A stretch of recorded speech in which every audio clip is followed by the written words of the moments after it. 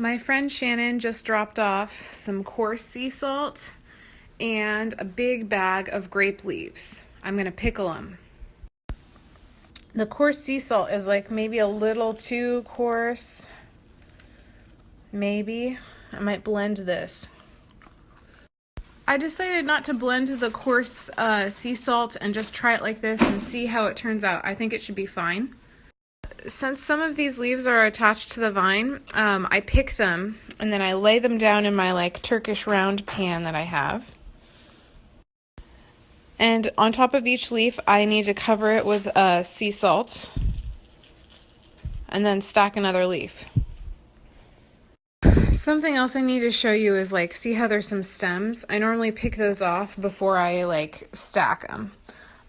It's better. You want to try to choose leaves that are about the same size and the same stack because like you want to make them kind of uniform when you're making the sarma or dolma. It was better to make this with a friend so they can help you out and like it's not just one person. So these leaves we don't wash before we pickle them, but this one has bird poop on it, so I'm not inclined to put this in the stack. So this little stack is about as thick as I want it to be because I'm going to like roll it up and stick it in the jar. And then this one, these leaves are really big. The big leaves we use for the vegetarian sarma, and the smaller leaves we use for the beef or the meat sarma. You'll see. I'm a camera shy. These ones are the good one because they're like really nice and tender and they're perfect for the beef or the meat sarma. Yes. See, there's like a little bug. And so like you don't want to pickle these guys, right? We want to move them out of the way. And see, this is our progress so far. We're working. As you can see, like my tray is getting kind of full, so I'm going to want to start to like roll these up and put these in the pickling jar. So this is how I'm doing it. So I've stuffed about 3 different wads of the leaves in, and I'm just adding a little bit more of the salt.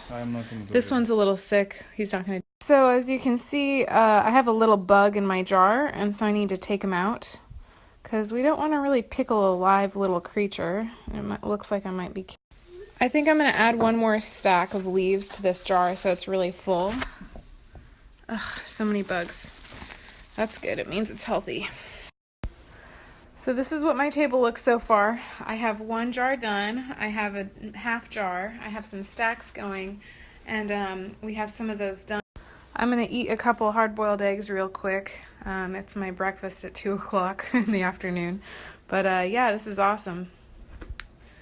My delicious egg sandwich break. Yum. And I made myself some Turkish coffee. And that's chocolate milk with that I made. And some ice. I think as soon as I finish the sandwich and drink some of the coffee, or the mocha, back to pickling.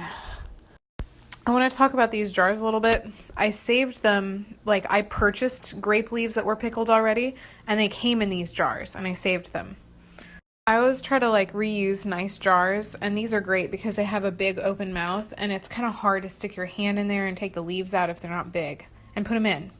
So my mother-in-law, she'd normally have me pickle these, stack them in the jar, and then we'd let the jars sit out for a day or 2 outside.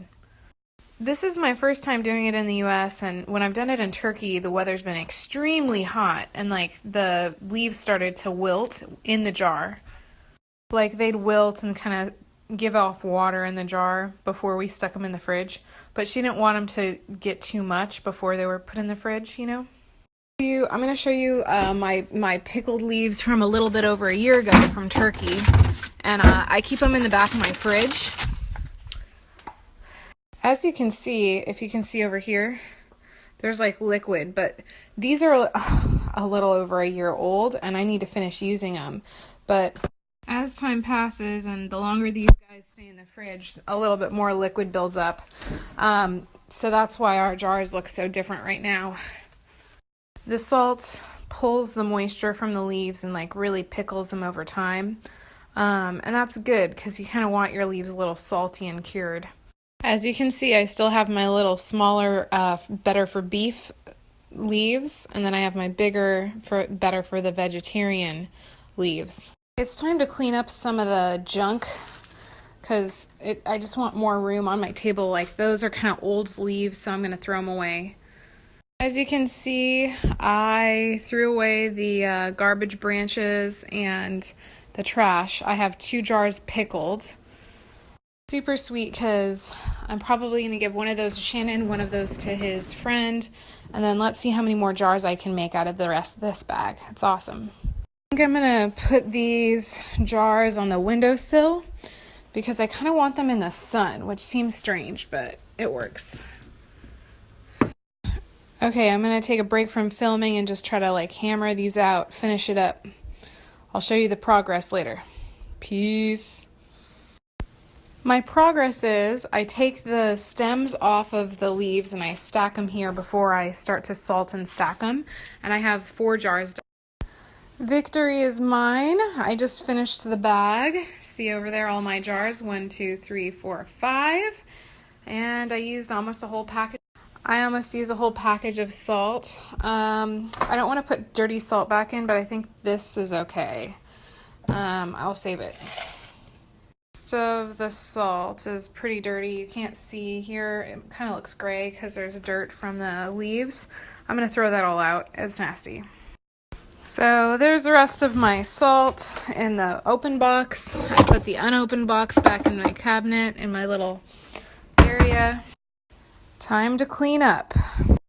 This feels like a pretty great accomplishment because for one of these jars at the store, it costs about $5, but these taste much better than store-bought. The jars were all reused. The salt for this whole thing cost $1, and I got the leaves for free. So that's awesome. Additionally, I can say like maybe it took me like an hour and a half of work to do all of this, which is pretty awesome. So I'm doing this again. The big question is, can I get more free leaves from somebody who has an organic vineyard, and how will these actually taste compared to Turkish ones? Let's see how these bad boys pickle up. I wonder how they'll do sitting out. I'm going to leave them sitting out at least through tomorrow, and then I'll refrigerate them. I'm going to make some sarma with some of my already pickled leaves. I need to rinse out the water.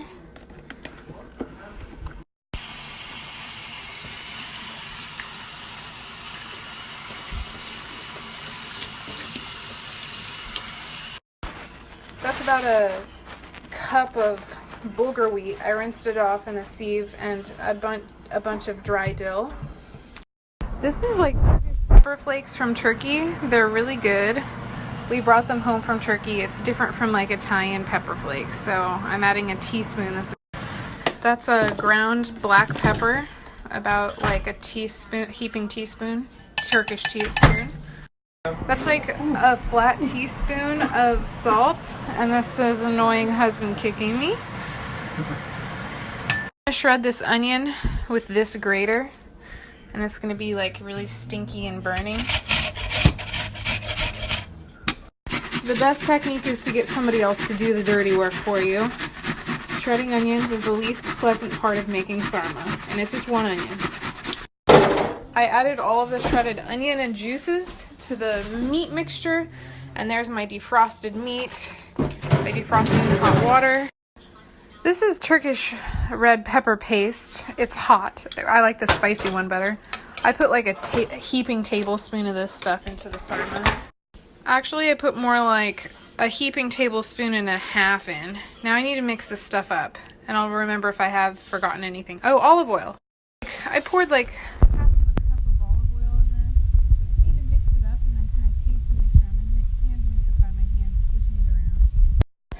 So this is the ground beef, the bulgur, mint, red pepper, black pepper, salt, olive oil. I hand mixed it and then I tasted it to see if it was salty enough. It was salty enough, it was tasted good, and also it has the red pepper paste. It's delicious. Here's my setup. I have my leaves sitting in water so I can squeeze them off each time I use them. I have the plate to roll the sarma, there's the beef, and then that's the pan I put them in.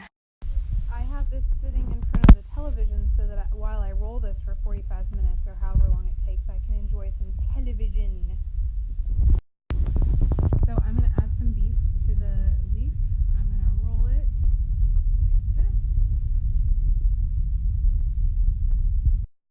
See how I have the 2 sarma lined up? I'm going to put them in a circle around, and I'm going to do some more leaves, and I'm going to keep rolling until the thing is done.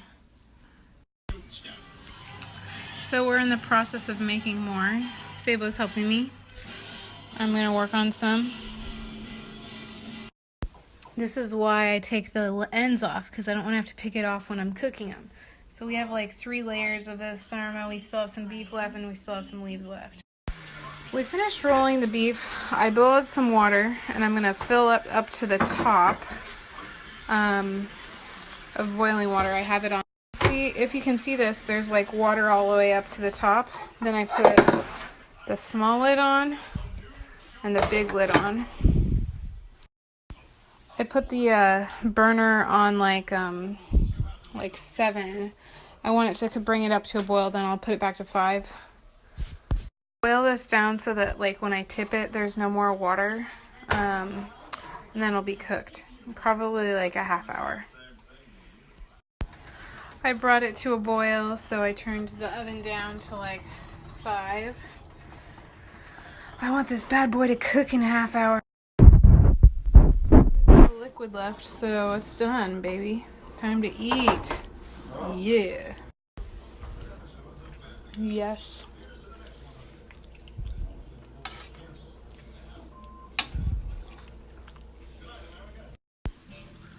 That's yogurt with a sarma. Those are some dates filled with walnuts.